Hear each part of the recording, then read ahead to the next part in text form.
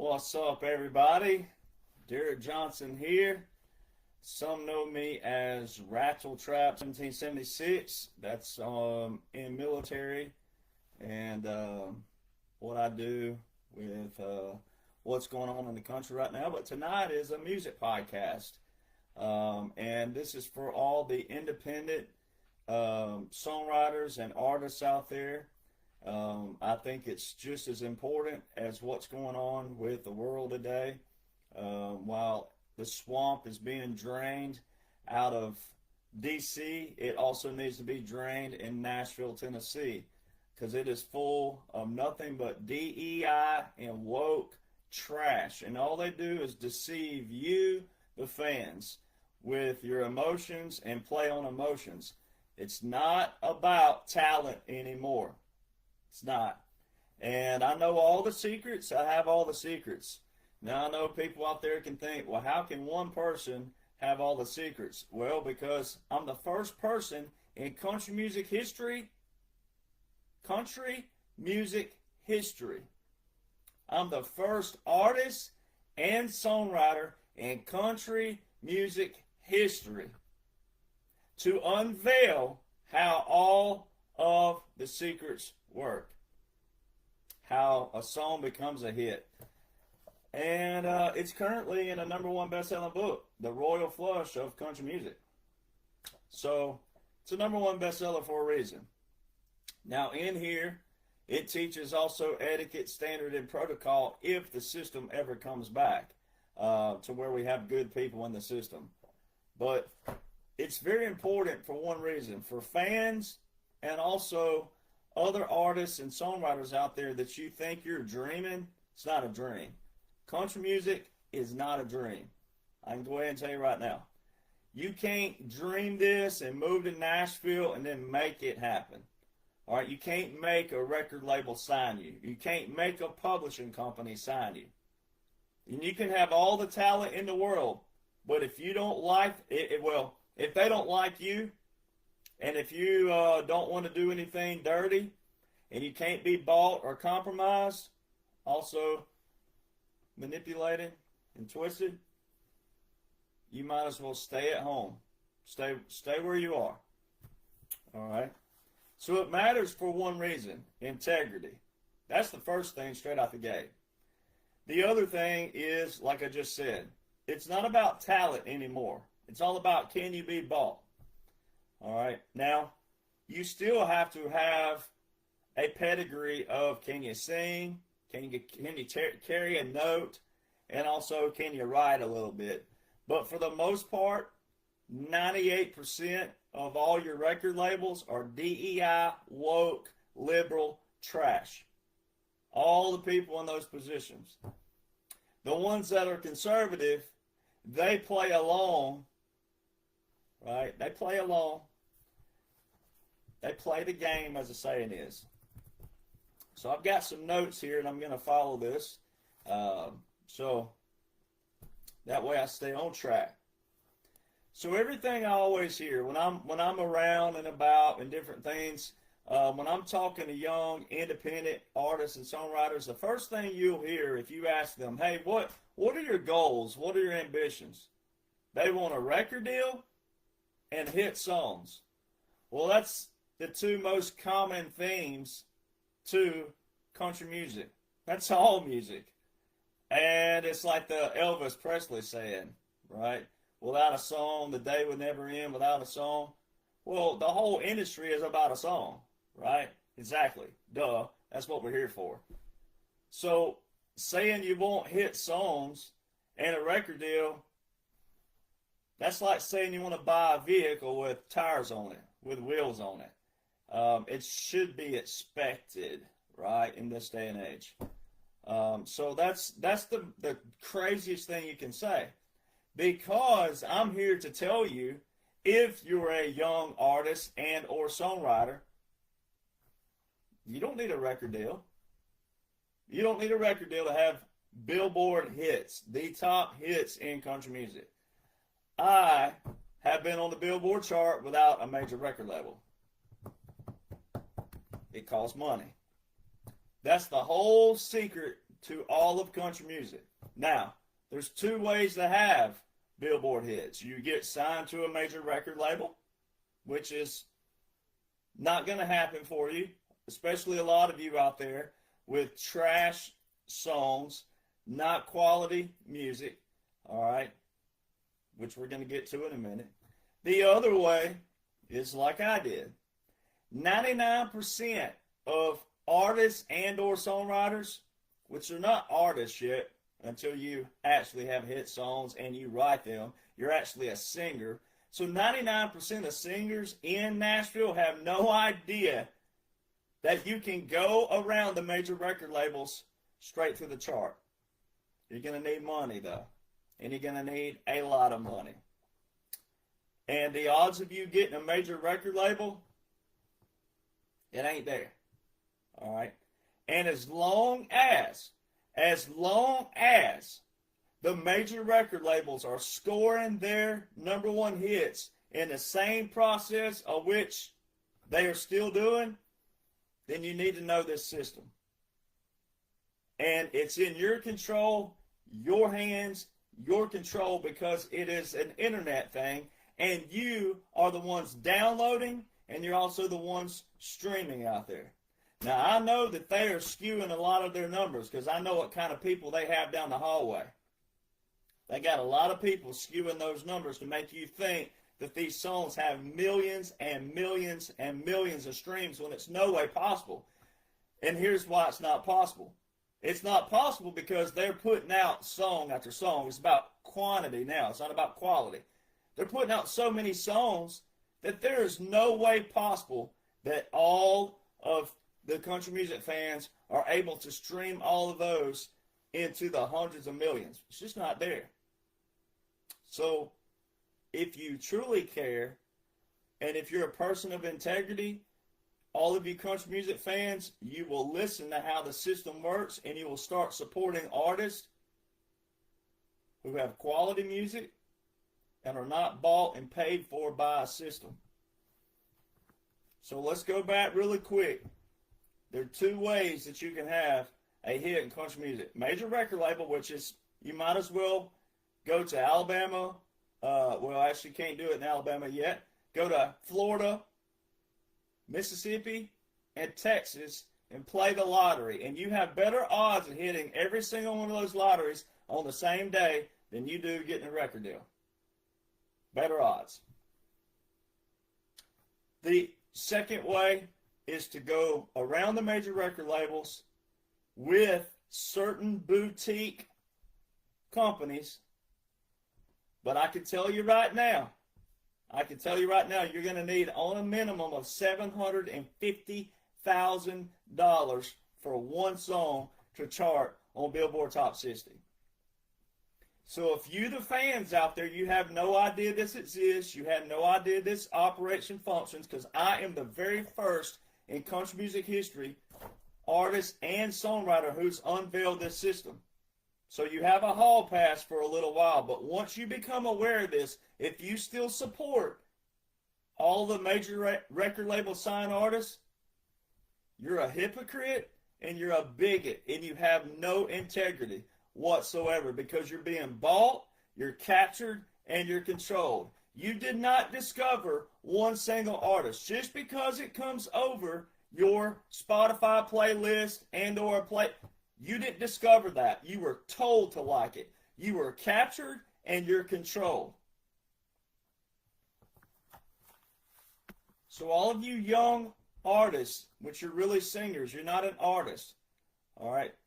A lot of you singers out there and you songwriters, you say you want a record deal, and then you say you want hit songs. You don't need a record deal. But you need a lot of money. And I can guarantee you right now, someone who's had Billboard hits, I've gone to major investor after major investor. They'll tell you, oh, that's not how country music works. They'll tell someone with verified Billboard hits, that's not how it works. 99.9% of people, even with that kind of capital, don't have a clue how country music works. Majority of people don't. it is a secret society for a reason. Now, it didn't start out this way. It got this way in the 2000s and the 2010s, and it's really amped up since 2012, and I'm going to break that down for you. But a lot of you singers, songwriters out there, you're trying to be in an industry you know nothing about whatsoever. And if you did know about it, you'd tuck your tail and run your butt right back to Kansas or wherever you came from quicker than a cat can lick its rear end. Because you're trying to get into something that you know nothing about, one, and two, it's a money trap. It's a trap. Major record labels can take anybody, any given day, male or female, and put them on the chart. It has nothing to do with talent and, oh, you love to sing and, oh, you love to write and, oh, this has been your dream. Has nothing to do with it. I am a walking testimony of that. My grandfather and Hank Williams Sr. were roommates in Mobile, Alabama, 1943, before Hank went to Nashville. All right. I grew up with a grandfather that was in the old system, but it was actually the pioneer system. All right. It's back when music did matter. It's back when music was about music. It's back when songs actually were about people. It's like my grandfather said, when they were playing in the honky-tonks in the 40s and the 50s, you were going to hell back then. All right. My grandfather was a guitar player, played with a lot of artists back in those days. All right. Wasn't a singer back then. He sang, but he wasn't a singer. He played guitar. All right. Red Foley, Bob Wills, a lot of different people. Way back in the day. Then he went to Southern Gospel in the 50s. All right, with a very popular group of that genre. So this is passion for me. And I made a promise, really to myself, but also to a few major record labels in Nashville, when I had my first Billboard hit, and they kept telling me and asking me stupid questions like I just moved to town the week before with a dog named Ponto. All right, I made a promise that, hey, if I ever blow up on social media, I'm going to unveil every secret known to man to this dirty, rigged, woke, liberal infestation up here. And that's what I've done. And don't regret it for a minute. And no, there's not a thing they can do about it. Once it's out, it's out.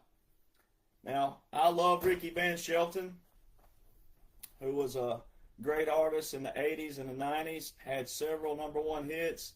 And I respect the heck out of Ricky Van Shelton for being able to quit and walk away and never tour again, never do a single show and just walk away. But I couldn't do that. And I did exactly what he should have done and quite a few others of the 90s and the early 2000s should have done when they quote-unquote lost their record deals. All right, they didn't lose anything. The industry is all about money, money, money. And what have you done for me lately? All right, it's not about music. It's not about, oh, universal, it touches the soul and it's for you. The songs are supposed to be great. The songs are supposed to talk about your life. They're supposed to talk about certain things. It's not about music anymore. It's not about the family of country music. It's not about any of that. It used to be a family. It used to be. It wasn't always this way. So let's talk about major record labels. Here's what a major record label is. It's basically a bank, but it's their bank. They control the narrative.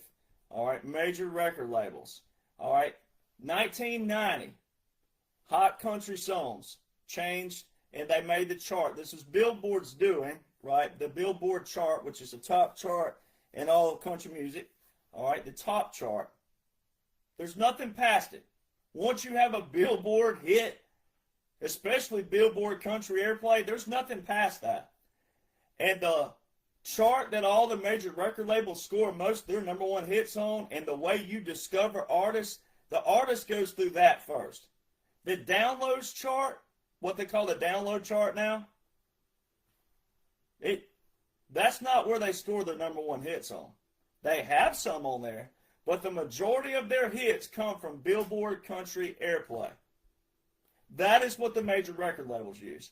Now, in 1990, Clint Black was the first to have a #1 hit on the Billboard country airplay. It didn't initially go downhill then. It's kind of like anything else. When everything changed and it became pay-for-play based, it wasn't initially bad because you got a lot of great artists of that era like Black Hawk, Shenandoah, Boy Howdy, the Gibson Miller Band, Alabama, Shenandoah. I mean, there's a bunch of groups then. And you had your Alan Jacksons, your Randy Travis, and all those who were coming out of the 80s into the 90s. Your Tracy Lawrences and all that. Initially, it didn't go downhill. All right. But it really went downhill in 2012. In 1990, the Billboard country airplay was how many stations you could get on. All right. And it was still from record labels and also people who knew how radio worked. And that's where your program directors come in. All right, there's a program director. The radio promotion teams and program directors of radio are the ones that have the relationship. That's it. A lot of you young singers and songwriters, you go down to CRS, Country Radio Seminar. You don't need to be there. You are only clogging up anybody who has an actual team, whether major record label and or an independent team like mine who are also former major record label executives. You're only clogging up the pathway for every one of them and us when we've been there. You're clogging that up. If you don't ever have an investor who can pay for independent promotion to go to the Billboard, you're wasting your time. The Music Row chart and all these other charts, they're a waste of money. They don't do anything for you whatsoever except get your name on something that you're going to post that maybe 1, 2, or 10 people are going to like. It does not do anything for you. You are wasting your time, your energy, and your money. It's all a trap. The only chart that the major record labels care about, again, is the Billboard Country Airplay, but that's their chart. Even when you get on it, they don't care, especially when you're independent. They don't care. All right? You're not some, oh, they just got to have you, oh, this person's good looking, and oh, sounds this. Has nothing to do with that whatsoever. Between the fact that they already have children themselves that might want to and or their sorority or fraternity brothers and sisters and elsewhere, whoever else, you're not getting through it. You're wasting your time. You're wasting your energy. All right? You're wasting it. So, country radio, it's all about the program director and your major record label promotion teams. That's it. But see, here's how it works. When a new song is ready to roll, promotion team calls up the program director. Well, if they're Sony, Capitol, MCA, RCA, Atlantic, Universal, if they're Broken Bow, Big Machine, when they call the program directors, they don't have to sit there and go, hey, my name's so-and-so, and da-da-da-da-da, and da-da-da. They already have that relationship. And when a new person does get in one of those positions, well, if the new person is with the major record label, then the new person at the program director, when that new person calls in, they already have a repertoire because it's whom? Major record labels. And that's also why there's not many boutique, meaning independent record labels popping up, because they don't know how this system works and operates. Therefore, that system has become a what? A monopoly. And they control everything. Then they control the stages, and they control the endorsements and the sponsors.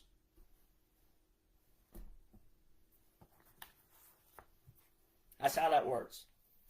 Now, in 1990, it was about how many stations you could get on. So whenever they were calling around, boom, boom, boom, boom, boom, stations. All right. In 2012, it amped up. Billboard changes how many stations you can get on and how many spins you get per week on your song. That's why some of you fans out there through the years, you go, gosh, I've heard this song 10 times today. Pay for play. All right, the more you play it, the more it gets in your head. But also, the more it's being spun on that station, the more likelihood that people during their drive time and or sitting at work, on an elevator, wherever it's playing, you'll hear it. Now, a common thing that you'll hear, or people like me have heard through the years, is when fans say stuff like, I don't listen to radio anymore. Doesn't matter. If you're one of those who said that, it doesn't matter. It doesn't matter if you ain't turned the radio knob in 10 years. The only reason and way that you know the artist is it still goes through the label system.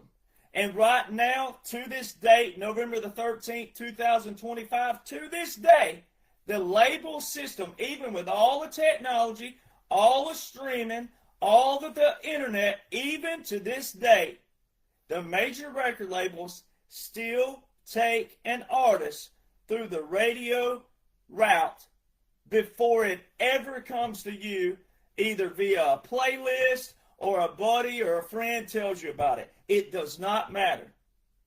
It goes right back through that same system before it ever gets to your ears and your playlist. That's how it works. That's how it operates. Therefore, again, it has nothing to do with talent. It has nothing to do with a dream. It has nothing to do with that. If you do not know one of these people, these record labels, and you don't do what Kid Rock said, if you don't kiss their you-know-what and suck their you-know-what, you're not getting it. It ain't happening.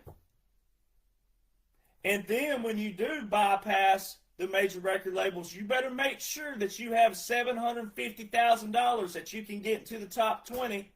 But then, most people who do that, the few who have made it that way, guess what they do? When they get through it, they do what? They take the record deal. They don't do what I've done. Even though I didn't go to top 20, I had the 40s. I was in the Billboard Top 60, which is the full chart. Didn't have the money to get there. But what we did, what my team did, we beat the Billboard system really bad with the money that we had. No other artist in country music history spent what we spent and got into the top 60 like we did. That's why I have the record and the secrets and now the #1 best-selling book about it all. It's how we did it and what we did it with. But every other artist, there's been a few who've done it where they had the money to get into the top 20. Guess what they did? They didn't expose the system. They took the money. They took the record deals, and now you know who they are. There's a couple. I'm going to expose one of them tonight. They know what they did. They don't ever look back. They don't ever help other artists. They don't ever try to really flip country music system.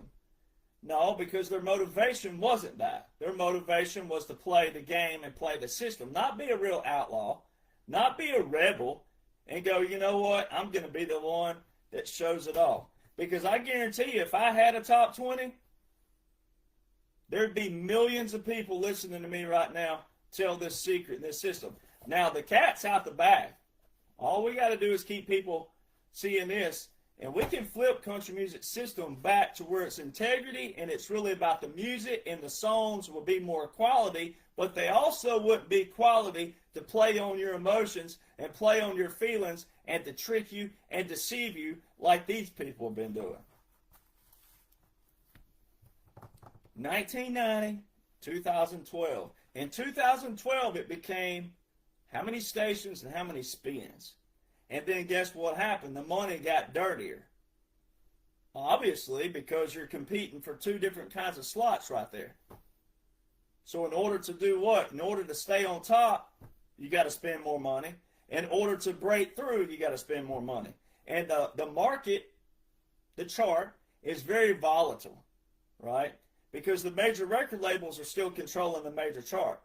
So if you're an independent and you come sliding in here and all of a sudden you're getting to about, let's say, number 42, all right, and the major record labels see you there, then they drop one of their artists in, and guess what happens? They get automatic ads and automatic spins like that, and it pushes the independents back out. 9 out of 10 times the independents drop out. So that's the major record. It's really simple. It's not a long process. It's not a long explanation how major record labels and country music and country radio work. All right. Now, you'll hear people out there say stuff like, well, I've gone to Google, Derek Jonhson, and I've tried to Google the Billboard chart, and I can't find you. Well, there's the secret society. All right. Now, my Billboard team were former major record label guys. They have launched just about half of country music artists that you've heard. All right. They've also started major record labels. All right. We're very successful with that. And here's how Billboard works. When you're an independent like that and you have a label, you have to net X amount of dollars a year and prove that to Billboard system. You have to be a true Billboard affiliate. Now, this is what blows people's mind. Country music, like Nashville, the major record labels, and Billboard are separate. Billboard is the chart, the Billboard Awards, the Billboard charts. Record labels use the Billboard system to score their hits, but they're separate entities. All right. So, ironically, when I was on the chart just 5 and 6 years ago, it's changed this much since then. When I was on the chart, they'd show you top 20, and you had to subscribe to see the rest. The last I went to the Billboard website, you had to subscribe to see past number 1. So you could only see what was number 1. Their system is getting out of the bag. See, because of streaming platforms, which are also separate. Spotify, Pandora, and all these places, they're separate entities. Have nothing to do with the country music industry, but the country music industry started using them because guess what happened? The streamers started opening up opportunities for the independent singers and songwriters out there. So the cat was getting more and more out of the bag. So the labels started cutting deals with the streaming platforms to have top playlists. And guess what Spotify and them were doing? Show me the money, baby. Right? And matter of fact, the Spotify CEO told a lot of the major record labels, I don't have to listen to you because they're not based in the United States of America. So he even got to wave the wand even more around going, show me the money. All right? But they still did what? They cut deals for themselves. Just how it works. So I'm going to show a few cool things here that you will not be able to find anywhere on the internet.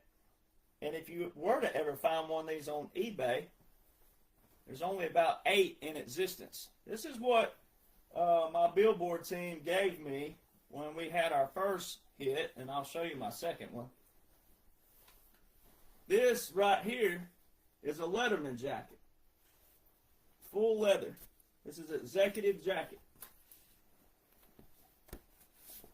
that one of my founders, his father, is the founder, the sole founder of CMT.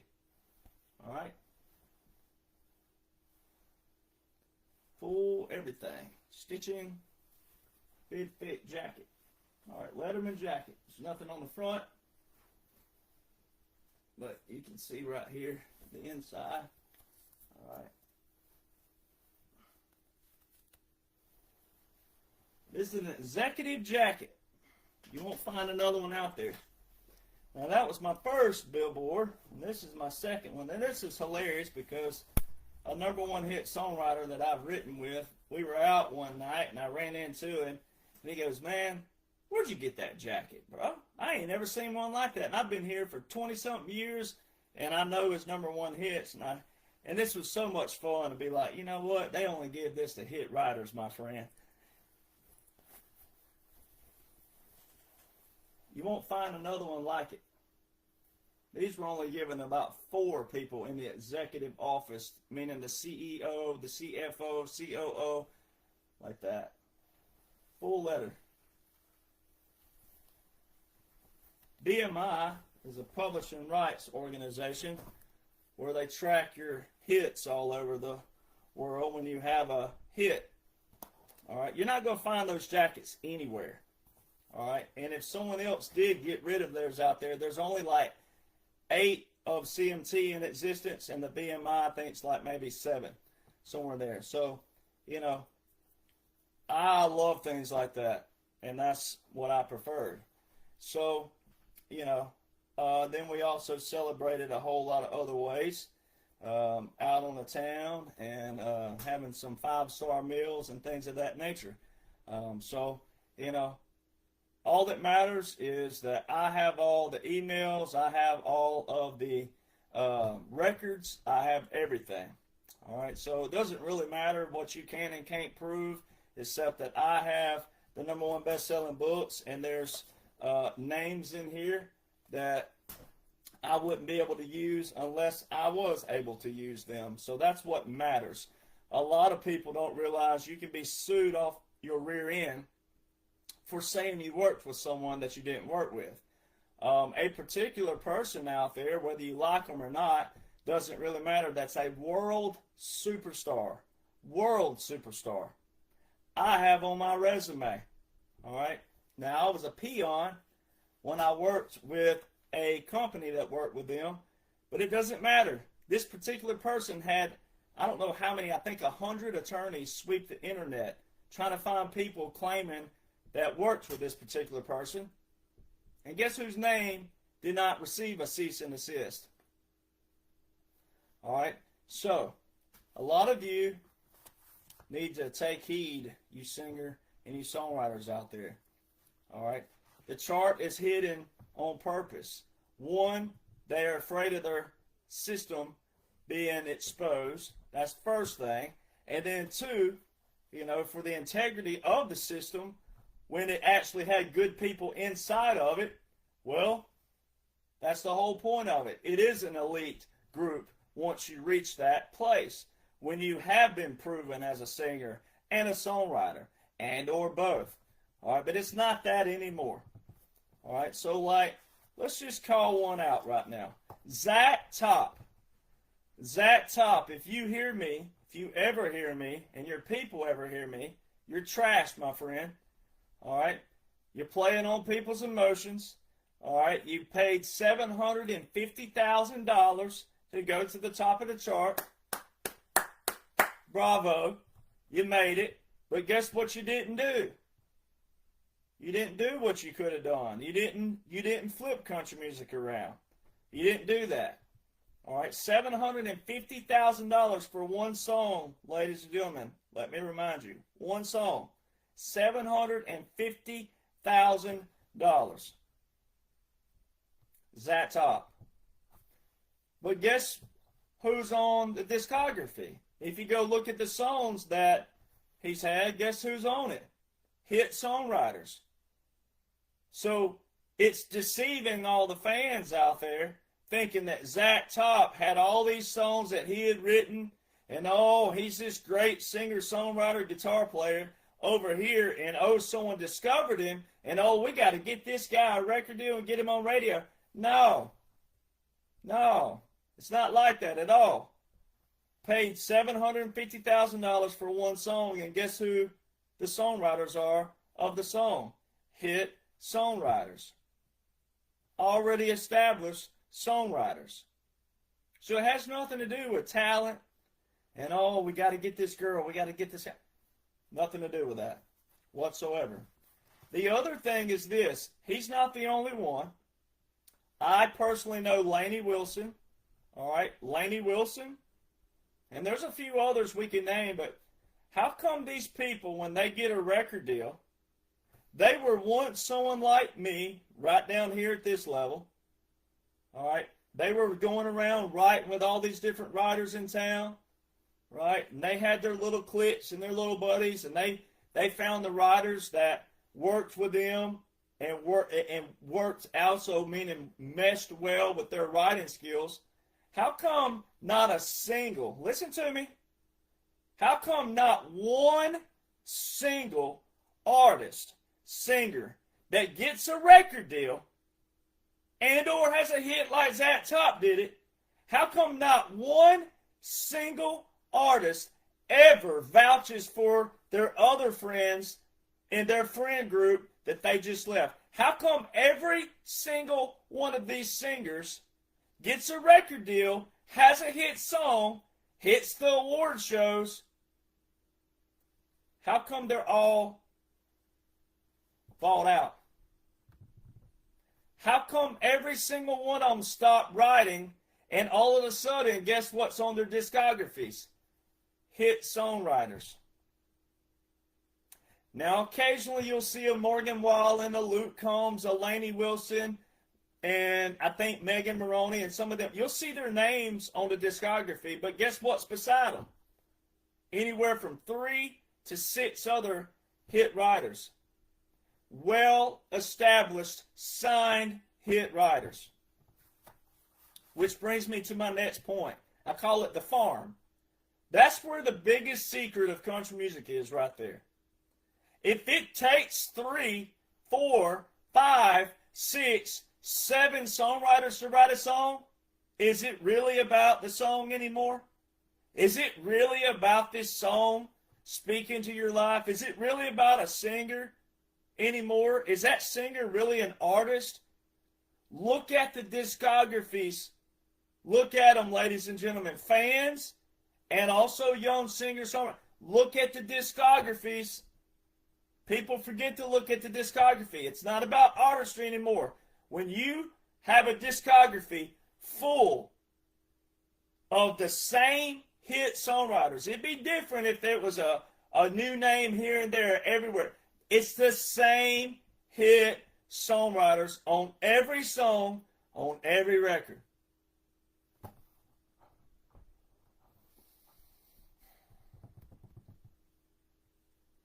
Same hit songwriters. So it's not about the song. It's not about artistry. It's not about talent. The farm. That's the farm. That's where the real farm is. Now let's talk about publishers for a moment. All right, publishers. Publishers out there, if you're a young singer-songwriter, here's what a publisher's going to do to you. They're going to tell you that they are committed to their writers right now. All right. You may luck up and get a meeting, especially if you're a female. All you got to do is show you some titties and put you a low skirt on, all right? Get you a spray tan. If you're white and pale, all right, get you a spray tan.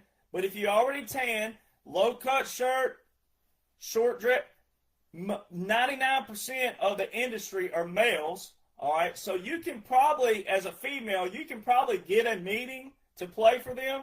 But if your songs sound like doo-doo, then you better be willing to do all the other stuff they want you to do or ask you to do when you're out on the town, especially if they're single. You may get a date with them. You may get a coffee date with them. And you may be that person who likes to do that kind of stuff to get your way to the top, because a lot of them have done that, obviously. It ain't about talent. All right, so a lot of you females, you can get you a meeting. Guys, you're on your own. You are on your own. Spray tan ain't going to help you, all right, unless there's some of them there who are little, rainbow warriors, all right, then you might fare well. And there's a lot more of those in the industry now because they're woke, DEI, all right. It's not about country. It ain't the good old boy cowboy anymore. And if they're wearing pearl snaps and Wranglers and all that, that's to play on your emotions, because they ain't real, and they ain't real cowboys and country boys anymore. All right, so guys, you may have luck. There's a certain person up there, big hit songwriter, who is a flamer, super flamer. So you might be able to get a meeting with someone like that. So, if you're a flamer yourself, then you got to market yourself the right way. But females, singers, you're probably going to be able to get to the door because you look a certain way. And that's where again, you could be bought. But there's so much saturation in Nashville that,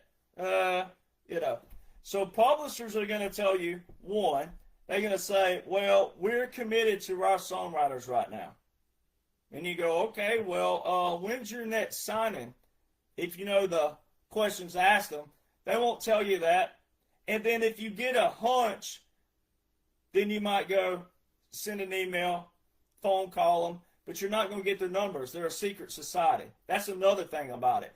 You're not going to get through on the phone and things of that nature. If you meet them out and you were to get their cell phone number, you better use etiquette and standard and protocol with them, because a lot of them, they can't stand that. They want you to be inferior to them. They want you to put them on a pedestal. All right, that's just how they operate. That's how they function. All right, but they'll tell you stuff like that.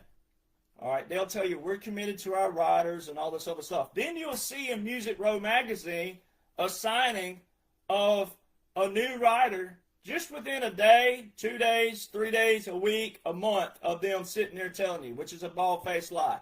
They'll tell you they're not signing, but you'll look in the magazine, Music Row magazine, and you'll see that they just signed somebody. Bald-faced lie. All right? It's not about talent. It's not even really about looks. It's not even about any of that thing either. Most of the time. They're all trash. They're all liars. They're all hypocrites. And they're all bigots. It's not about music anymore. So the discographies are where it's at. It's called the farm. That's what I call the farm. All right? Because again, major record label, you don't need one. All right? You don't need one of them. You got to have great songs in the first place. If there ever was going to be a record label that's going to be good again and about the right things, you still got to have great music, great songs. The union musicians, we're going to get to that in a minute. Going to get to that. But authenticity. This is the next thing. Authenticity. If it were about authenticity, if it were about talent and being true to yourself and being real to yourself, then you wouldn't have Morgan Wallen. All right, Morgan Wallen looked like Martina McBride 2.0 when he went on the TV shows, had his hair all did up. It looked like he had makeup on. He looked like a brunette version of Hanson. All right, had the leather jacket on that looked like it came from Rue 21, 80% off rack. All right, just all did up, and tank tops and other photos, man bun, ponytail. If this dude walked up to any true Southern girl that's now his #1 fan, they'd be like, whoa. I mean, if this dude went to a fraternity party at the University of Alabama or Auburn University or Ole Miss or any of these places, they'd be like, this guy's the weed guy. He's the one that brought the weed. All right, just let him do his sale and get the weed distributed, and then let him go. Now, all of a sudden, he looks like he'll steal your catalytic converter. All right, he looks like the kind one day he's going to steal your catalytic converter. The next day, he looks like he's going duck hunting with Riley. All right, so all these other things. Like, there's no authenticity. The others that make you think they're authentic is the fact that they'll do the pearl snaps. They'll do the old throwback Wranglers and all the pearl snaps and now all of a sudden the 1990s shirts that Garth Brooks was wearing and all these other things. Like, all this is coming back. And the older fans, like the boomers, like my generation all the way to the baby boomers, now they're trying to get them to go, oh, yeah, country went so pop, all right, went so way over here that now they'll bring back stuff and they'll trick you. It's the deceiving of the trick, like the pearl snaps and all these things, right? And it's like, well, why didn't you do that first? Where did that go? Why did it have to go so over here versus staying true to its roots? All right? So Morgan Wallen fans will take up for him no matter what. No matter what. But they don't even look back just a few years ago to go, okay, if it's about authenticity, if I were to change, if I were to go from, blue jeans, belt buckle, cowboy hat, ball cap, boots, Wranglers, etc., and I started wearing tank tops, and I started wearing man buns, if I did the polar opposite of what I do, guess what people would say? You're not authentic. You're doing whatever you can to make it, or to catch, or for something to catch. All right? So why is it the polar opposite way? Why is it that all these artists right now, I mean, look at all the tattoos as well. So just because you're from the great state of Texas, does that make you a cowboy? So if I go stand in my garage, does that make me a Chevy Z71 4x4? I mean, I'm baffled. I mean, so Beyonce, just because she's from Texas, she's country, and she's a cowgirl? And Post Malone and all these people, and all of you females out there that think Post Malone is good looking, you need to see an asylum and some therapists. You just because you think music's great, it's not great. It's supposed to be great if it is great, because it's supposed to do what? Make you take up for some dude who's got a gold grill or whatever the heck that is, and all these tattoos and all these things that have nothing to do with talent. Nothing to do with it. It's songs like Till You Can't. Cody Jonhson has co-written on one song. The rest, he has kissed the ass of whom? George Strait. He's done nothing but the same thing George Strait's done. Till You Can't is a great song. But you know why it was a great song? Because it was written by hit songwriters. It wasn't written by Kojo. It was written by hit songwriters. So any artist who was going to record Till You Can't, it would have been a hit on if what? If a major record label pushed it to radio with their bank system, or if someone like Zach Top, who had an investor back here, had $750,000.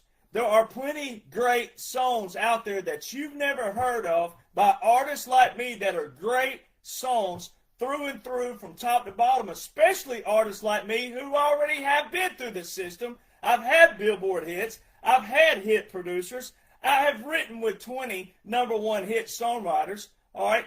I've written with just about every big name you can write with that are from the elite bracket, Hall of Fame bracket. It has nothing to do with that. And you fans out there are supporting nothing but hypocrisy, bigotry, perversion.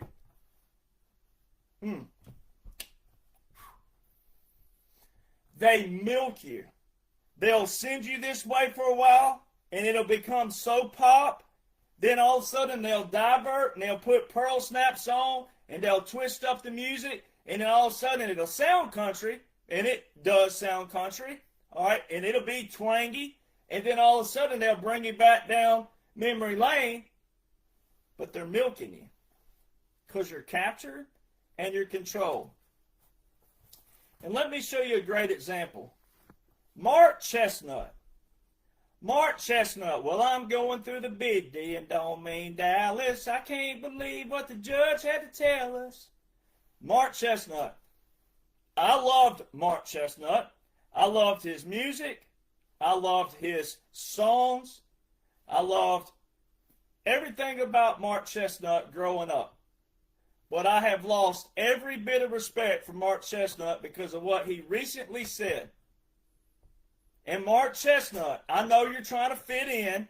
I know that you're old now, and you recently had a heart attack. God bless you. Wish you nothing but the best. But you have a lot of explaining to do.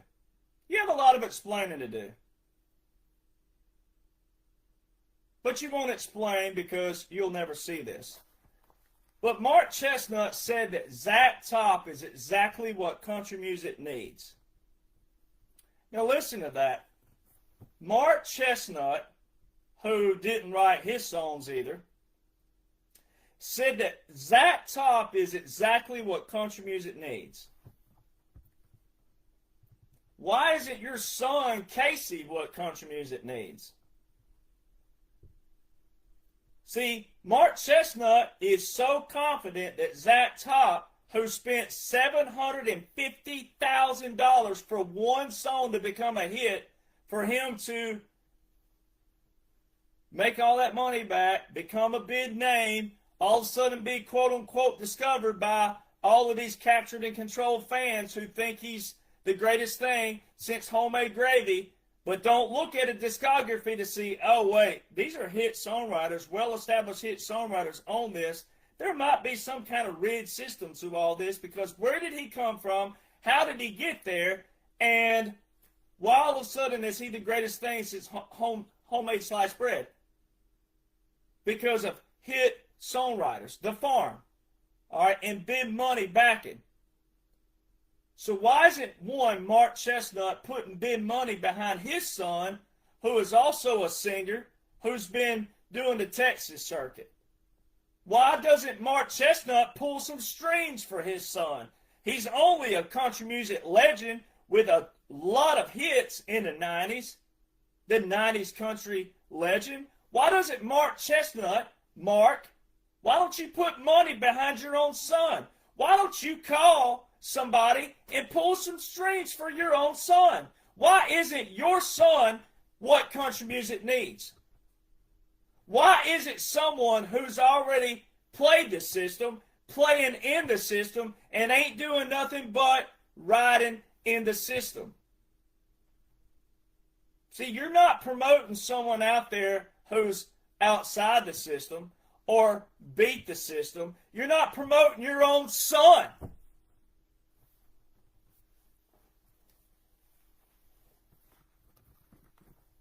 So fans, I know that you didn't have a clue how this stuff works because you're captured and you're controlled. All right, and it moved from the 50s, the 60s, the 70s, the 80s, the 90s. Now they started trying to make it pop a little bit with someone like Eddie Raven, Eddie Rabbit. All right, believe it or not, Conway Twitty was considered pop for many, many years. Conway Twitty was considered pop and had some pop crossovers. And then the urban cowboy thing. They told George Strait to take his hat off. All right? But urban cowboy. But for the most part, the 50s, the 60s, the 70s, the 80s, and the 90s were still the smaller system. See, country music wasn't as big as what it is now. And data can show you this. Data can show you that most of your radio stations were in the South, not even the Midwest. Most of your radio stations from the 40s, the 50s, the 60s, the 70s, the 80s, the 90s. It wasn't until a bunch of woke DEI libtards got into Nashville, started moving in from LA, New York, Berkeley, and all these big colleges out there with music, and they started seeing dollar signs. Because guess what country music fans are? You're the same people who let Washington, D.C. grow to be the swamp that it became, because you don't even know the simplicities of government. 68% of America can't even name the 3 branches of government. But oh, you'll trust people just because they got a name and a face, a brand, an image. But you don't know what they're doing back here. And that's how you end up supporting artists that turn on you or say something you don't like or stand up for something you don't like. That's how you end up with those artists, because you don't seek to know the system anymore. Also in the 80s and the 90s, singers had biographies, a little thing called a biography on their websites that told about who they are, where they grew up. They like to hunt, fish, golf, ride horses, rope, wrangle. And now you don't even do that. Now there's not even any of that. Now you just go straight off because your friend says, oh, this is good, and oh, it's it. You don't even look anymore. You don't read anymore. You don't study anymore. But you had no idea this operates and functions this way, and a lot of fans just don't care, because if it sounds good to you, then guess what you do? You keep supporting it. And that's how you end up with trash. That's how you end up with hypocrisy, bigotry, fake people who are motivated by money. They didn't have a passion, they didn't have a desire, and they definitely weren't talented. Because I can assure you right now, Luke Combs, Morgan Wallen, I can write circles around all of them. Solo write. I solo write a bunch. 95% of my music right now is solo write. Solo written. But the problem is fan bases will take up for whomever just because they can take Yankee Doodle Went to Town and make the pony purple with red hair and a libtard, and their fan base is going to support it no matter what. But Luke Combs, Morgan Wallen, Cody Jonhson, none of these people, they can't write a song.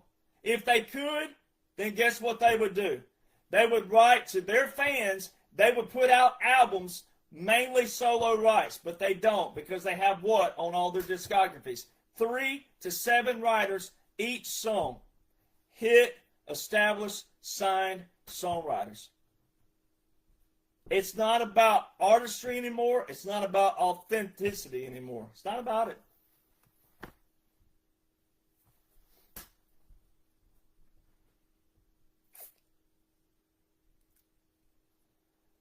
Oh, man. So you young singers out there, you young songwriters, you don't have a chance.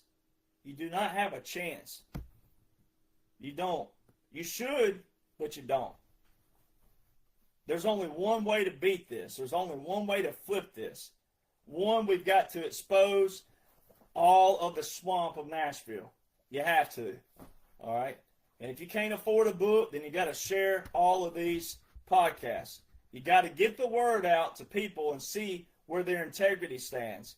Because all they're doing is supporting a trash, DEI, woke system that captures and controls fans. For example, my next note. I've had people tell me, make comments to me, when we'd be out and about in 2019, 2020, 2021, 2022, in that era when I still had songs on the Billboard, we'd have people literally hear that I have a Billboard hit and say the next sentence. This is what they'd say.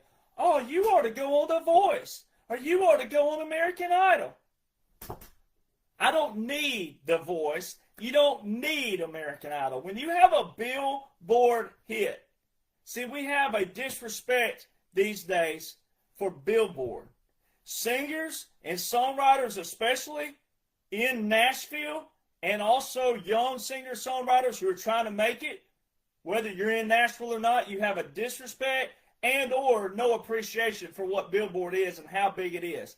If you have a Billboard artist talking to you who's had Billboard hits, especially as an artist and a songwriter, and they're talking to you, and you treat them like they're just everyday run-of-the-mill, oh yeah, I have a dream, and all you got to do is just work hard and not, you don't talk like that to a Billboard hit artist and songwriter. If you have a Billboard hit artist and songwriter talking to you, especially about your career, you better listen to them because they've been there, done that, know how the whole system works, and know you're not going to do it on your own.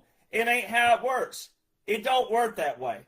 No, you're not going to do it your way. This ain't no Elvis Presley song from the 70s and whoever else covered that, Frank Sinatra and all that. You're not doing it your way. It ain't how it works.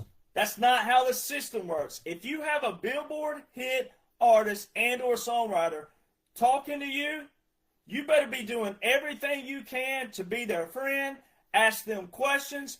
What did you do? How did you do it? If they're even willing to talk to you. That is called etiquette, standard, and protocol. And that's also how you make it up the system, up the ladder, if the system even comes back around to being a good system. Right now, it's not that. The only way you're going to beat the system right now is to have a Billboard hit artist, hit songwriter, and or producer work with you, put great quality songs on you, invest in you, and work with you, and make your image, your brand, but especially your music image and your brand, your music quality flourish and shine. Because a lot of you singer-songwriters out there that think you're a singer-songwriter, you're not. 99% of what's on my Instagram time feed daily is nothing but garbage. And you don't want to hear it. You think because you got a guitar, you think because you know some chords, you think because you put lyrics down, you think that whatever it is you write is great because you did it. And because you think it sounds good to you. The greatest advice I've ever received, the greatest advice I have ever received, I got my ass chewed out. The first time I ever was in Nashville, the first meeting I ever took, I had no business being in this office. None whatsoever. To this day, he and I can laugh about it, talk about it, take him out to coffee. He likes to hear about it, and it's painful telling it, but it was the thing that changed my life, my vision, my focus, my everything. Hall of Fame hit songwriter. There I was. I had 3 what I thought were songs, and looking back on it, you put the 3 together, it don't even make an eighth of a song.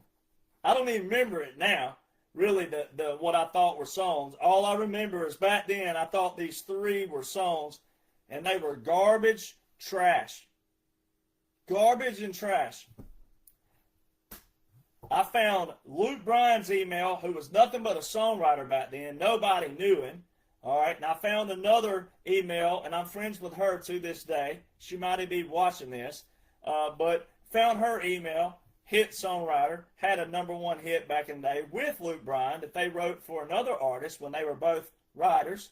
All right, and I found all their emails, but then I found the top dog's email. Hall of Fame songwriter. He remembered my grandfather, all right, which was cool. But I'm sitting there, and I'm like this young singer, quote-unquote songwriter, wasn't a songwriter at the time.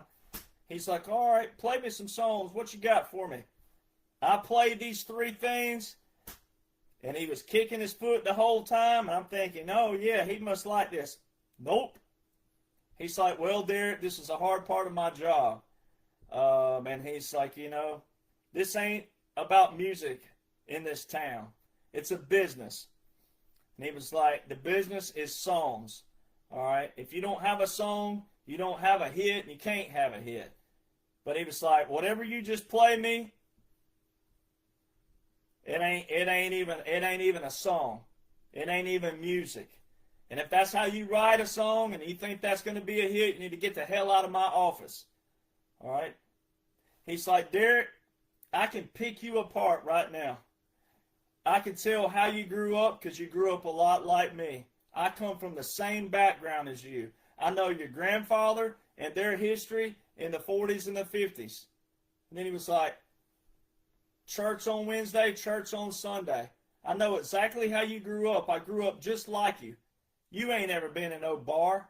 You never experienced heartache before. You never been. He picked me apart.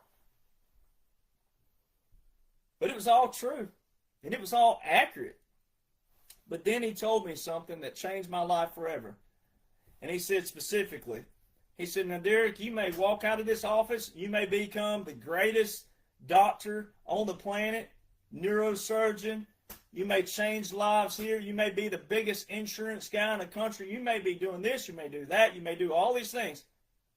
But right now, you're not a songwriter. Now, he said, you may somewhere leave this office and find it. But you ain't got it today. But you may find it. And I'll be open to it if you do. If it's when I'm still here and in this business.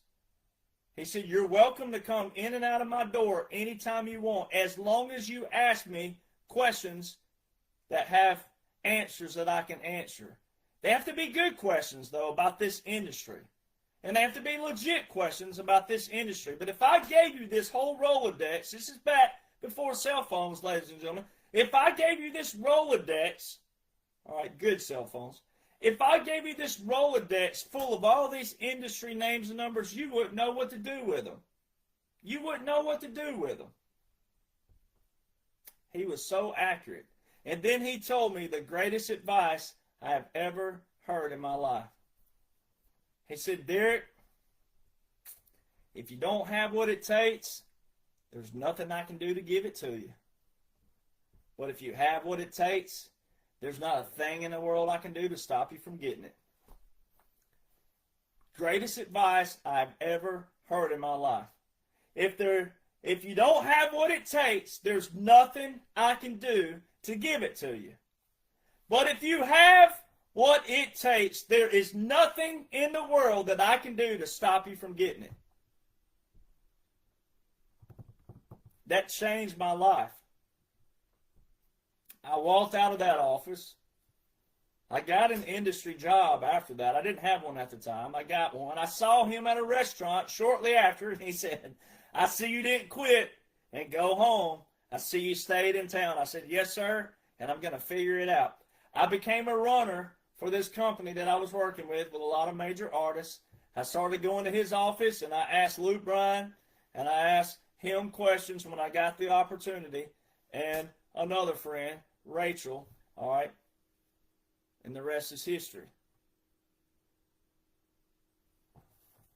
So your first impression is normally your last impression. And whatever grace he gave me that day, he gave it to me. And I did something with it. But a lot of singer-songwriters, you don't have that. You don't realize you're trying to get in an industry you know nothing about. And it's changed a lot, but it ain't changed that much. The radio system's still the same. Whether you listen to radio or not, doesn't matter. The major record labels still use this system. And if a guy like me, though, cannot get a record deal or a publishing deal with all I've done and who all I've worked with and for, you're not either.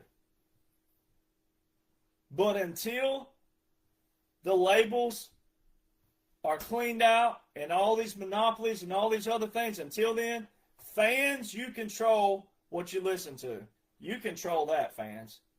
You young singer-songwriters, you need to have etiquette, protocol, and standard. You need to listen to people who's been there, done that. And if you get an opportunity to work with a Billboard producer, artist, and or songwriter, you need to listen to them.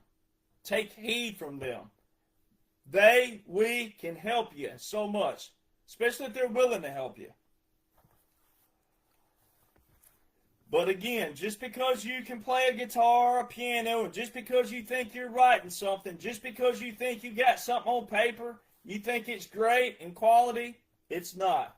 You need someone who's been there, done that, to critique it. Constructive criticism.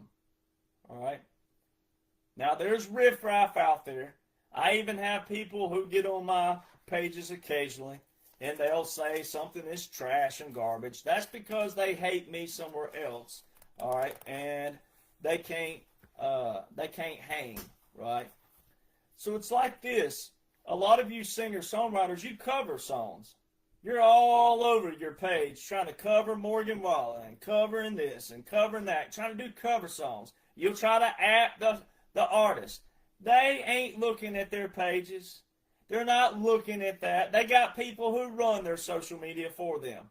Their labels run it, and it's not even the labels. It's the interns down the hall from MTSU, Belmont, or Berkeley who's running their pages. They're not looking at you.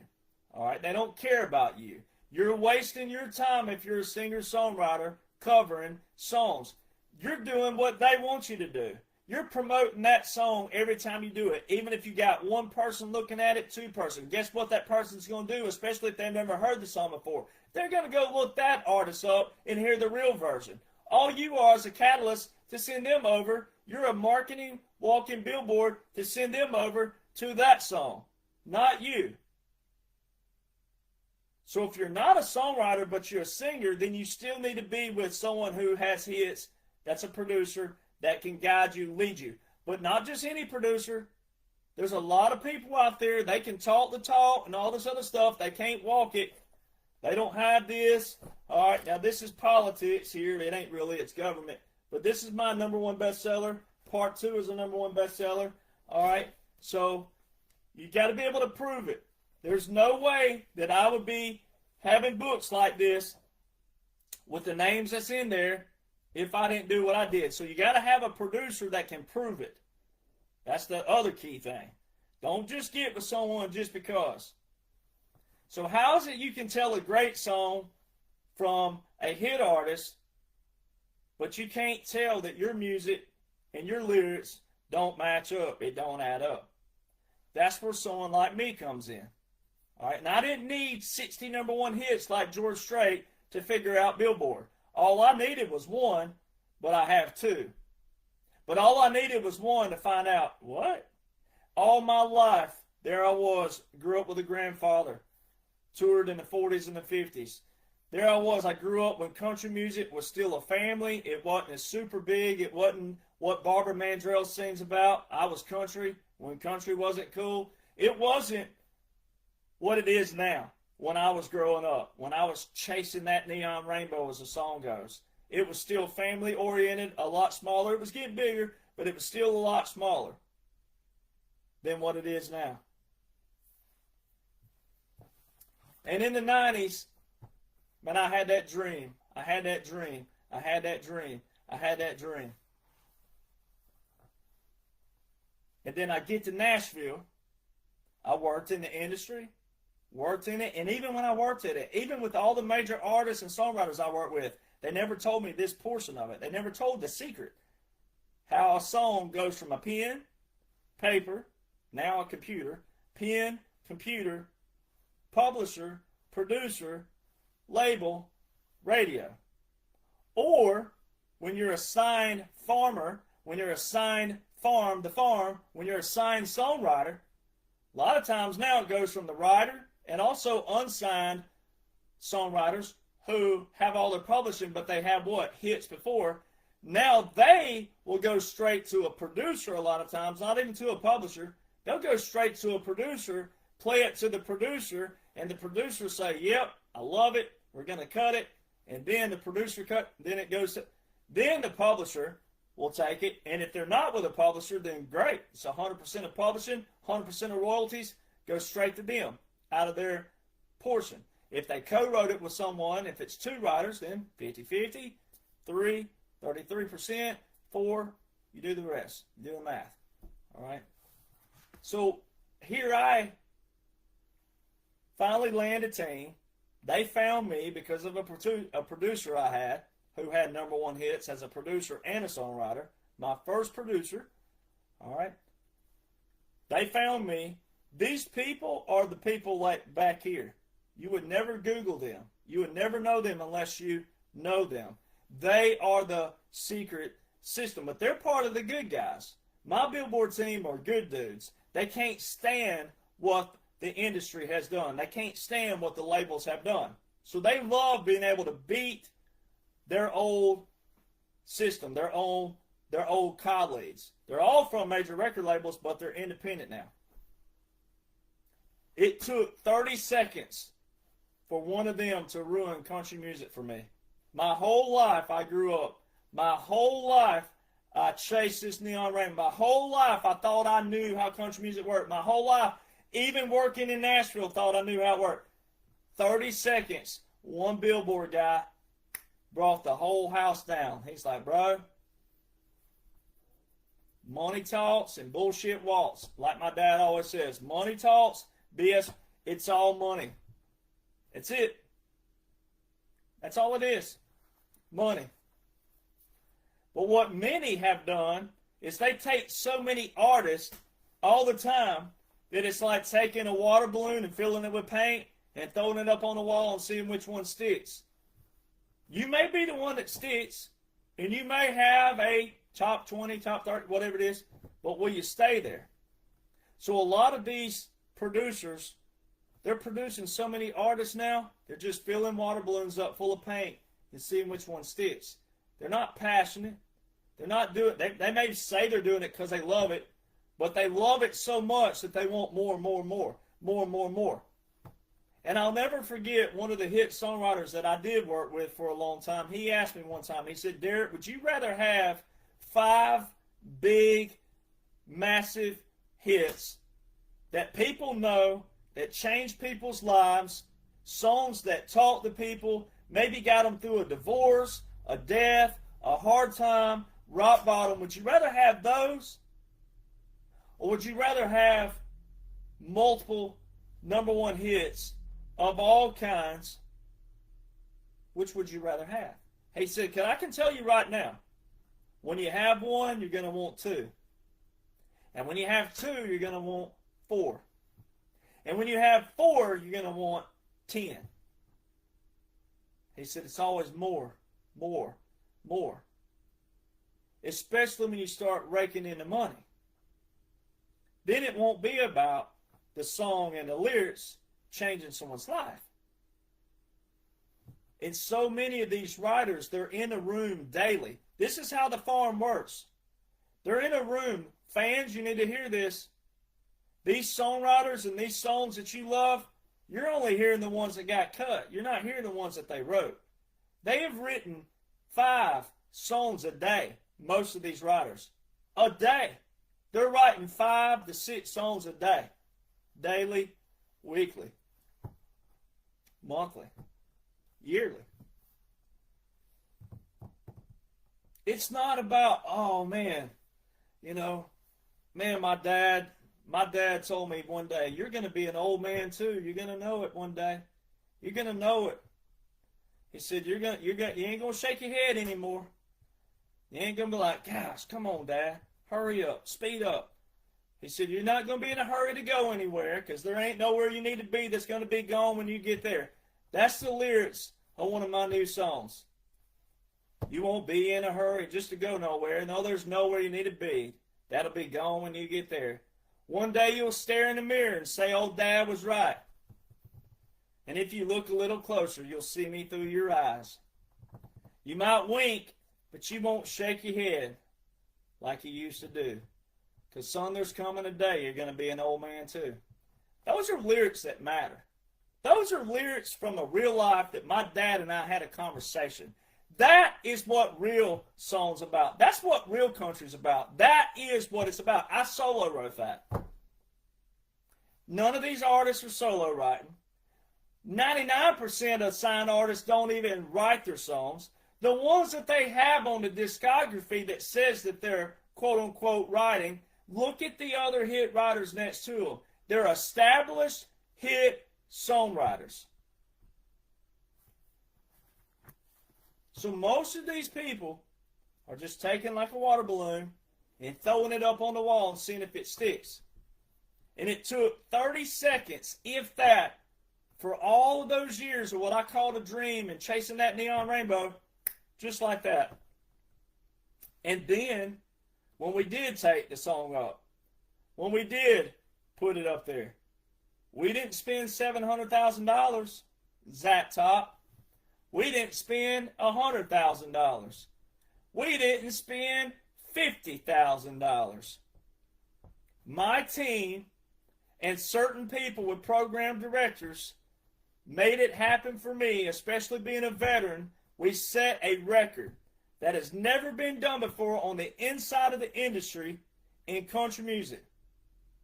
And then I'm the first country music artist and songwriter in country music history to unveil to you, the singers, the songwriters, and the fans how this dirty, rigged system works. It's not about talent. It's not about artistry. It's not about you and your life and what you're going through.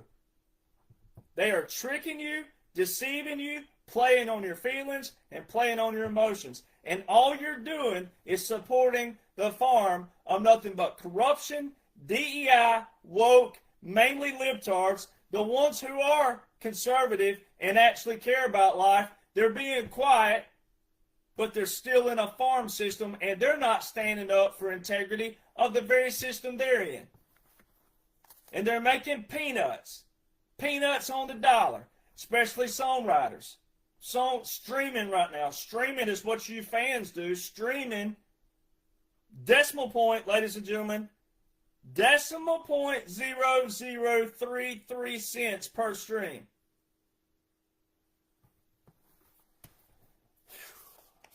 It's not about a dream.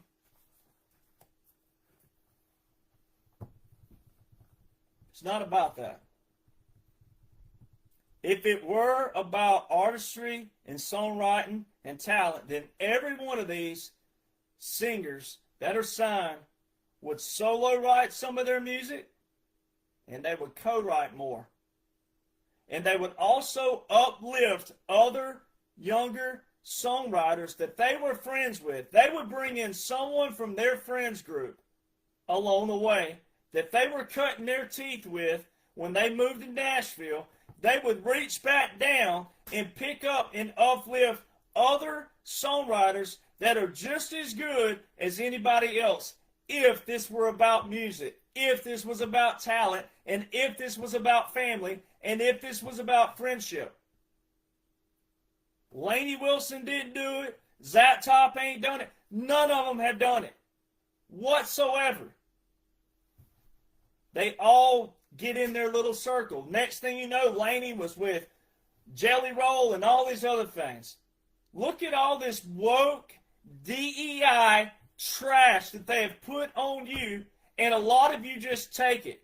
You lay down and take it. A lot of you fans, that's all you do. You're laying down and taking it. But you didn't know. There's a dirty, rigged system that captures and controls you. That's why it's called the royal flush of country music. The greatest hand you can have in poker is a royal flush. Many people wanted me not to even name it that. They wanted it. They said, it ought to be one word. One word. I said, no, the royal flush. Because that's what I held. When I walked in these major record labels, when they sat there and asked me, how many streams do you have? How much revenue are you making? What kind of fan base do you have? When they control every bit of their artists, they post for them, they generate all their content, they message the fans for them, they comment in the comment boxes if they comment at all. Not a single signed songwriter and artist talks to you. They act like you're inferior, that you should be inferior to them. Oh yeah, they'll meet and greet you. Sure, they'll do that at the actual shows where people won. Where did people get those meet and greets from? Radio stations. There's your system.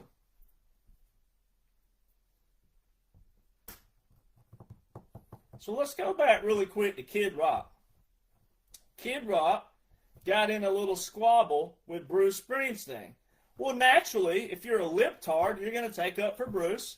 And naturally, if you're conservative, you're going to take up for Kid Rock. See how that works?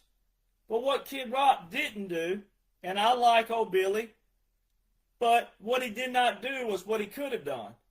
He could have also done what Ricky Van Shelton did and didn't do. Now, Ricky Van Shelton did say that he had had enough of it. Had enough of what? So they go to a limit and then they stop. And then they walk away. Now, Kid Rock hasn't walked away per se, but he went to a limit and then he stopped. Why did he do that? Maybe because he didn't want to bite the hand that fed him. Okay, I can go with that. Because if you look like, okay, you made all this money, and you made all this fame, and you made all these songs, and then all of a sudden you bite the hand that feeds you, okay, I'll roll with that. Same thing why George Strait and Alan Jackson and all these people don't talk about the system, because they benefit from it. All right. But Kid Rock got in a squabble with Bruce Springsteen. And it was all about how many records they had sold versus how many hits they had. And Kid Rock said, well, I haven't had as many hits as you because, and he named one song in particular. You know the song All Summer Long, right? That sounds like Sweet Home Alabama. All summer long, we were smoking different things, and we were trying different things. That song? Yeah, that song. He used that as an example. He said, yeah, it only went to number 2, but I didn't kiss the you-know-what, the ass, of a program director. Bingo! Kid Rock has gone the furthest out of any signed artist in history. And that's where I pick up. The program director. There's a name that 99.99999% of fans don't know about. But there's also that name that most singer-songwriters who don't have a record deal don't realize you can go around major record labels like I did if you got the money to do it. And you know the people that can do it and the system that can do it. All summer long, he said, was a #2 hit, and if I'd have kissed the you-know-what, it would have been a #1. Let me move something around here just for the fun of it. Let me get this back here. Let me do this right here. Guess whose team took all the Kid Rock's songs to the charts?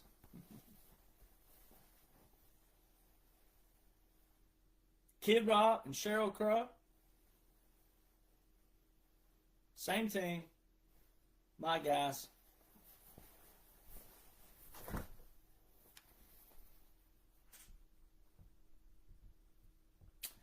Who was in the office with President Trump signing an executive order for price gouging of concert tickets? Kid Rock.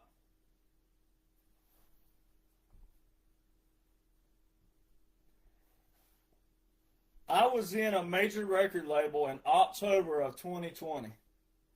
One of my last record label meetings ever. They asked me what my revenues were, what my streams were, and how big my fan base was. Knowing good and well, they just sat there and said, we love your name, your brand, your image. We love your songs. You get more song rights with more hit songwriters than our staff writers down the hall. They're telling me this. They'd already listened to my songs. They'd already listened to what we had put together. 10 songs is what they asked for. 10 of my top. They told me that they couldn't even get one of their artists to open up his Instagram one time in a week. Had already told me this. Had already alluded to all that. Had already said, man, we can't even get him, Mitchell Tenpenny. Go ahead and tell you who it is. Little fat boy. All right. Mitchell Tenpenny. We can't even get Mitchell Tenpenny to open his Instagram one time and make one single post on his own. Then said, you get more song rights, quality hit song rights, and it obviously shows in your writing, than our staff writers down the hall.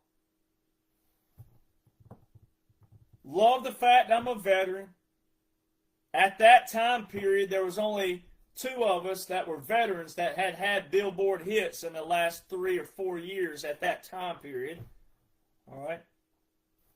Then turns around and had the audacity, while I'm sitting there with a Billboard hit on their Billboard, their system had the audacity to ask me what my streams were, revenues, and fan base, when they have teams down the hall, interns, 25 to 30 interns from Belmont, MTSU, and Berkeley, running all their numbers up, streaming, etc. They have a promotion team down the hall that has a monopoly with those program directors. Knowing good and well I cannot compete with their capital, money, their system, rigged monopoly. Knowing good and well that fans out there don't know how it works, and they're, well, dear Jonhson, why don't you go on American Idol? Why don't you go on The Voice? I don't need to. I'm on Billboard. I'm on the top system. They know good and well fans don't share the chart, don't know what the chart is, don't appreciate the chart, don't respect the chart, don't care about Billboard. They only care about it when it's Morgan Wallen, Luke Combs. Then they'll share, oh, Morgan Wallen had this many songs in the top Billboard.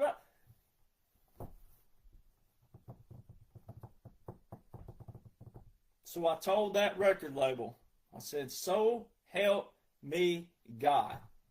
If I fall through the cracks somehow, some way, by the time I leave this office and somewhere in the future, if my numbers and my social media blow up, So help me God.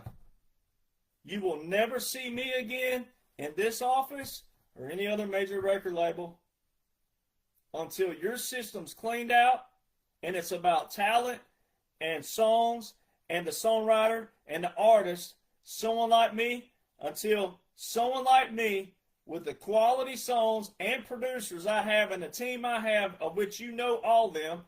They know all my team members. They knew all of them. So help me God, until that changes, you will never see me again. And if I fall through the cracks and if my social media blows up, so help me God, I will expose every bit of this.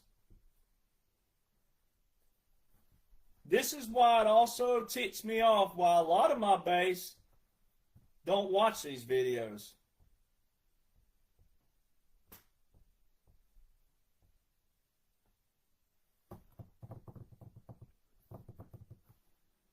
Ticks me off. Because God put me here for a reason. It wasn't just to show you what President Donald John Trump is doing with the military. The swamp is being drained everywhere. And you, the fan, it's on you. You control every bit of this. You control the algorithms. You control what you like, what you follow, what you comment on. You control it. And if you're still going to Morgan Wallen concerts after this, if you're still going to Cody Jonhson and all these people, you're a hypocrite and you're a bigot. You have zero integrity.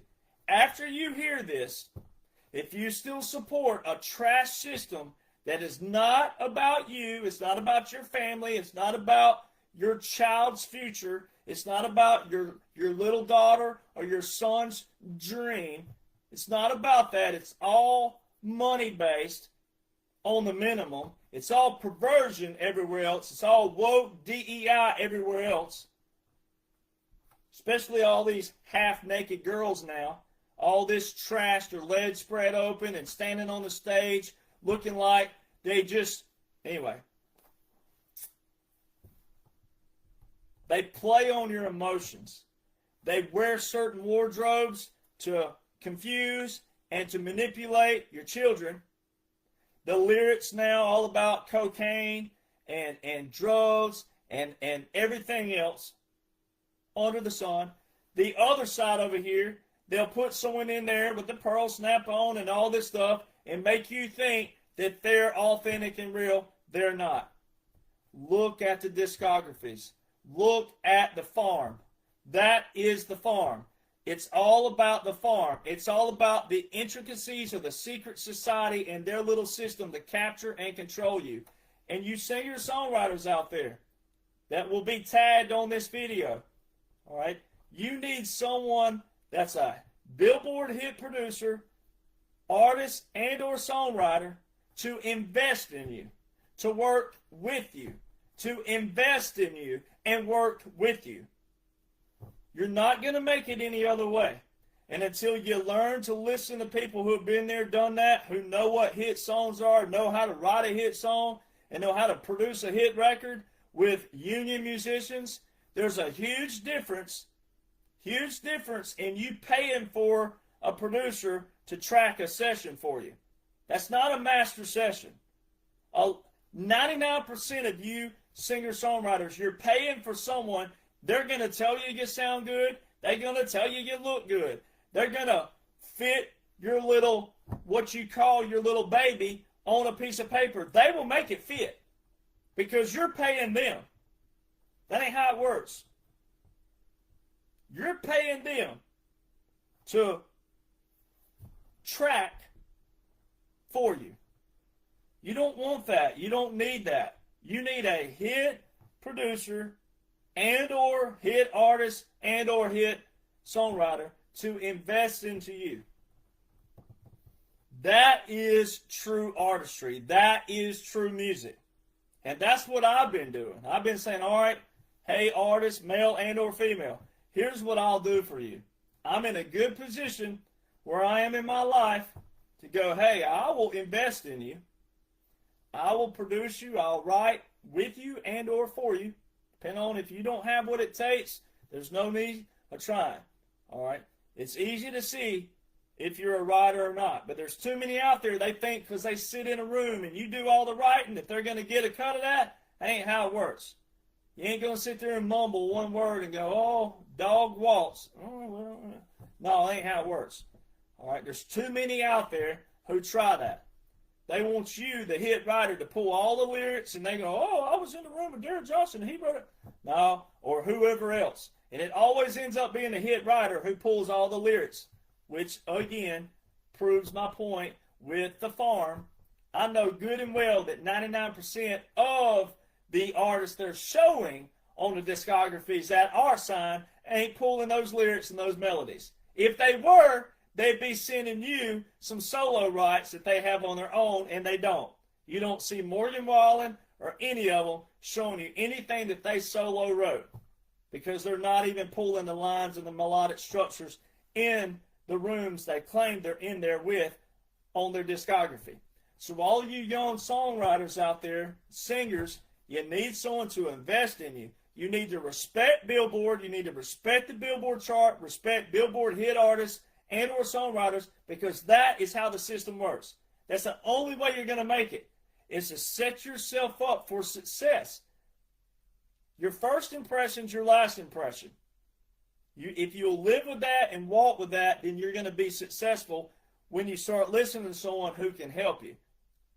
But I can tell you right now, man, just because it's the internet and you have social media, a lot of you singer-songwriters, your music is garbage.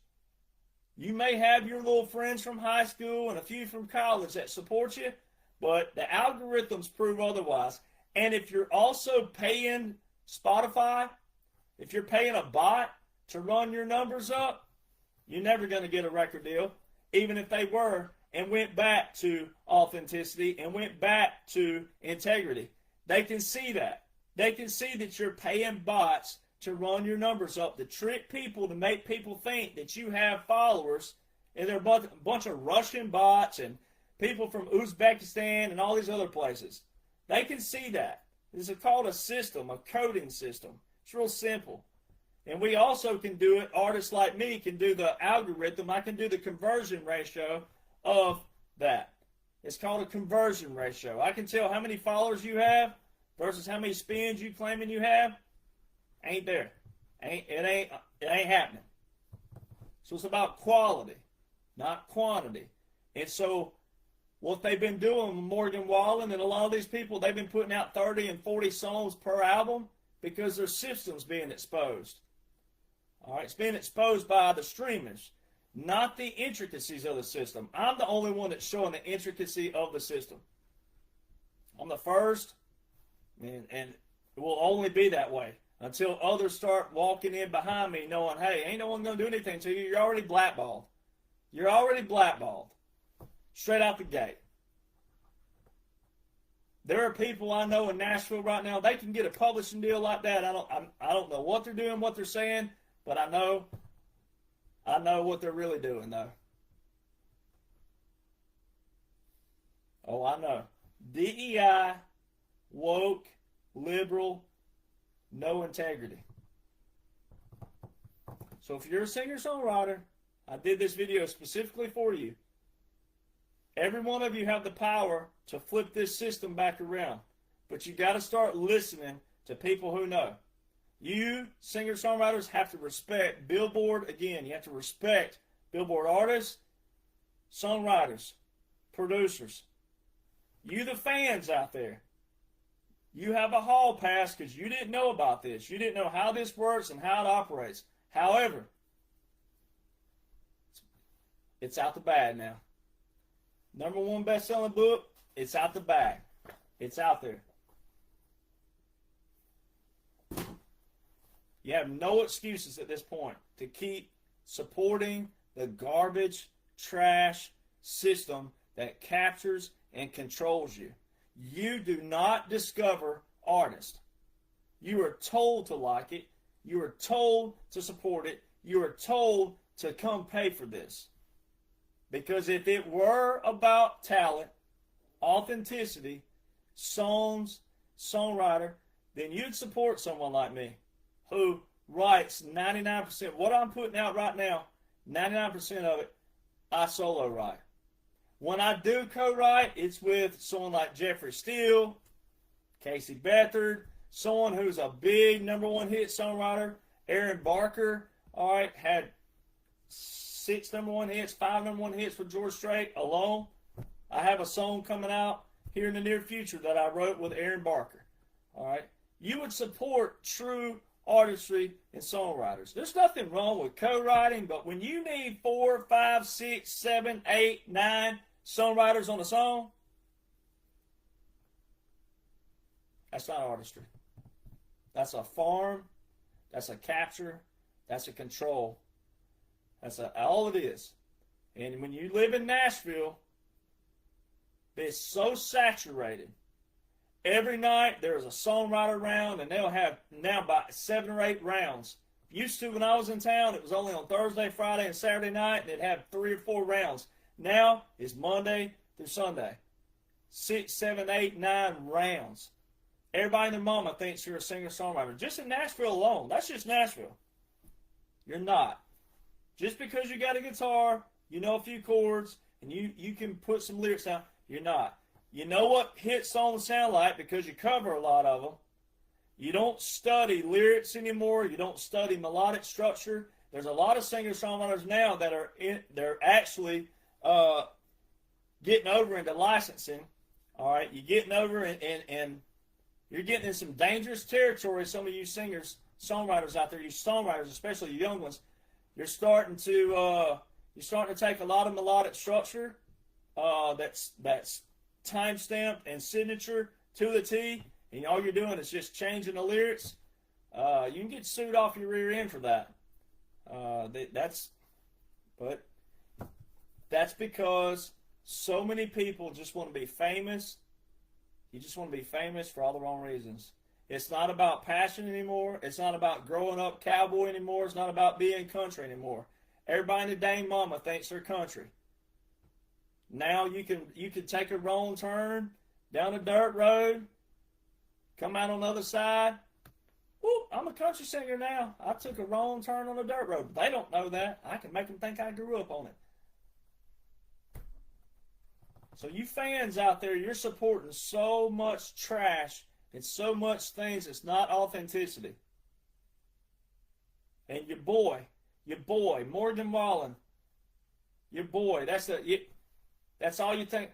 Go back and look at freaking Hanson Brunette. Go back and look at Martina McBride 2.0. There's no authenticity in that. No integrity in that whatsoever.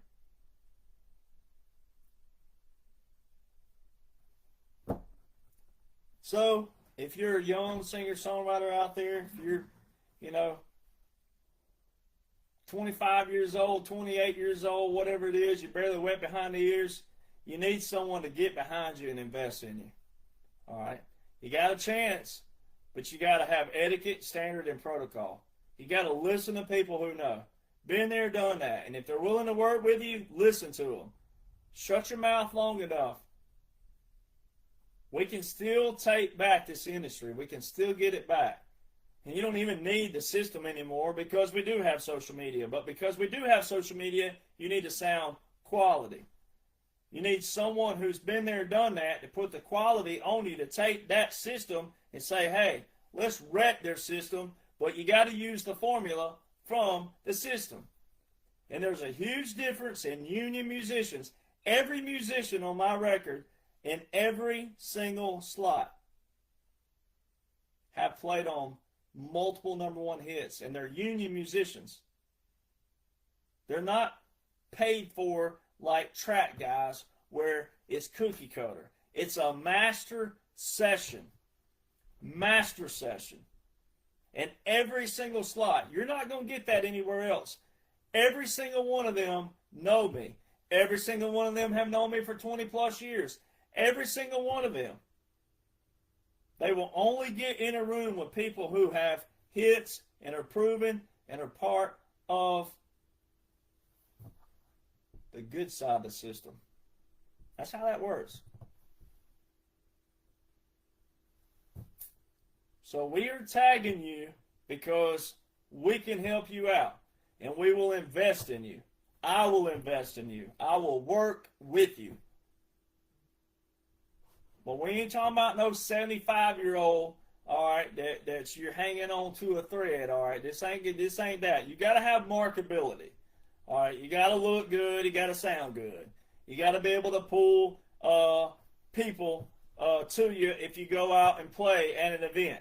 So sorry if sorry for busting some bubbles here, all right.